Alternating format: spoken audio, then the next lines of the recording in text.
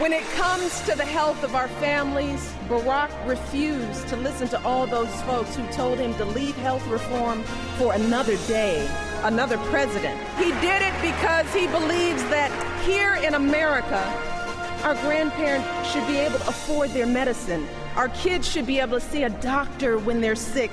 He believes that women are more than capable of making our own choices about our bodies and our health care. That's what my husband stands for. Welcome back. Michelle Obama delivered an electrifying and heartfelt speech tonight that brought that convention hall to its feet. She also gave a strong opening performance for her husband, who watched the speech from home, well, that's called the White House, with their daughters, Sasha and Malia. The power of women in the Democratic Party was on full display tonight, not just in the First Lady's speech, but in a series of speeches earlier by women. It was a sharp contrast to what we saw in last week's RNC. Joining me right now is Salon's Joan Walsh, who's very sheepish about these things, who's an MSNBC political analyst. Laughing at both Howard Fineman, my pal, who always knows the truth. He's an MSNBC political analyst. And the great Christine Quinn, New York City Council Speaker, who I believe is running for mayor of the great city of New York. So you get, since you're the new kid on the block here, and you're Irish, you're also Irish, you get to speak first here, Christine. Chris, rather. Let me ask you about, I had never seen a night so strongly spoken for, spoken to, spoken about women. Yep. Whether it was the First Lady or Mayor Castro speaking so powerfully about his mom and his grandmother, it was a message tonight about the role that families, particularly ones led by women, have played in the history of America and how we need to focus on them to move us even further forward. And I think it was just a moving and uplifting light for everyone. It was family values. Yep. The phrase the Republicans seem to own like a captive. And it was every family value. Yeah. I got to tell you, to hear the First Lady say that every proud American should get to go to the altar to marry who they love, it sent a chill up my spine. And you're married. And just in May. And the president announced his support of marriage equality on the week of my wedding. Best present we could have gotten. Okay, let me go to this. I found it fascinating. You and I grew up both, I think, pretty similarly. And I think what's the stunning thing is the Democrats took it back.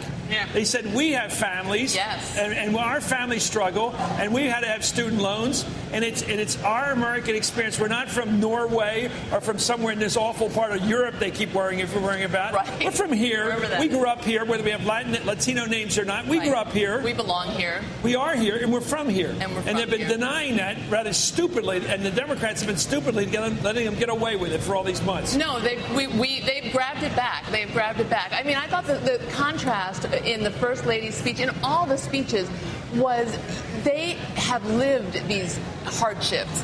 When she talks about Barack with his shoes too small and his rusted out car, she's not describing something that happened to someone else. With the Romneys, it sounds like they're describing a story that was told to them. With Michelle, it's coming from the heart. And so it was just, she created such a vivid picture. And you're right. I mean, Castro likewise created such a vivid picture of his grandmother and his mother that you were like, yeah, we are really proud of who we are. You know, it's funny because without getting into anybody's life, and you never know what's really hard or tough. Right. But Ann Romney's saying the toughest thing they ever went through was a rainy Saturday with all the kids at home. It's not exactly the same as having student loans when you're 38 or something. Living off stock, selling some stock up or whatever. There was some tuna fish involved at one point, as I that recall. Is hard. But no spam. Yeah, but I think the whole burden of the Republican convention, Chris, was to try to prove that they, especially the Romneys, understood the lives of middle-class people. It was a proposition that they had to prove. Whereas I thought what was effortless about tonight is these are unarguably middle-class people. Right. They don't need to prove that they understand working America. They are working America. And that was the message of the Yeah, they are. Okay, Christine. The other problem the Republican convention had was, beyond that, they don't have the policies to show that they understand. There's no substance there. Give me an example of where the substance connected with the personal. Look at the First Lady talked about tonight, the president prioritizing tax cuts for small businesses, not prioritizing tax cuts just for upper-income people. That puts that puts meat on the bone of the emotion, and the Republicans and even beyond that, Lily Ledbetter, in terms of equal pay, in terms of health care for kids up to 26. I mean, there's some things like that they can talk about that are specific. Mitt Romney has a more generalized vision about the power of the market, but it doesn't have the specificity that these programs do. There's a reason why Democrats have advocated successfully programs since the New Deal, because people can understand them and they can raise work. something with the two women here particularly? Sure. For years, women, ever since Reagan, have been voting more Democrat. And I've always said it's not just about choice. No, it's all these other issues that women traditionally have taken the lead on. Taking care of the aging parents. Right. Knowing the teachers' names, knowing what shots the kids have had, knowing what's going on and what your insurance doesn't cover and does cover. And the guy's usually, he might as well be Mr. Magoo for most of this stuff. He doesn't know most of it. Yeah, that's right, me too. But you first, Joan.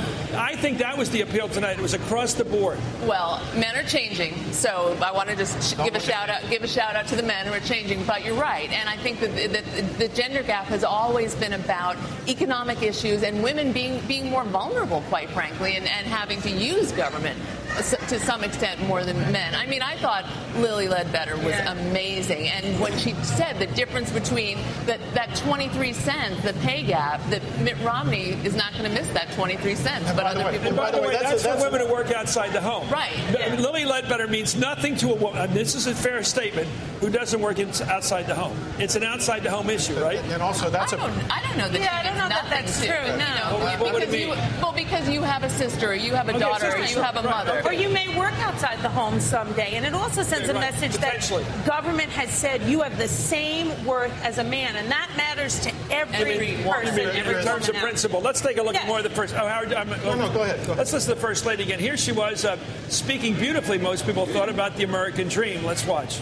If farmers and blacksmiths could win independence from an empire, if immigrants could leave behind everything they knew for a better life on our shores, if women could be dragged to jail for seeking the vote, if a generation could defeat a depression and define greatness for all time, if a young preacher could lift us to the mountaintop with his righteous dream, and if proud Americans can be who they are and boldly stand at the altar with who they love, then surely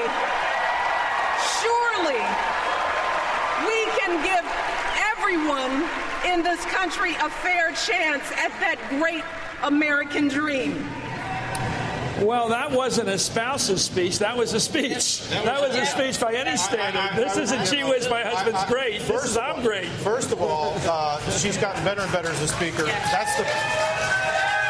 That's the best speech I've seen her give, best speech I've ever seen a First Lady give at a convention. Yes. And that was a campaign speech. To me, politically, what this was about tonight was trying to remind President Obama's original supporters of why they liked him, why they trusted him, why they were excited about him.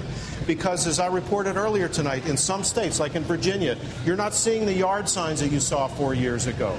And I think would you put her on the road in Virginia every week? I would put her day. everywhere. And also, they're doubling down on women as supporters.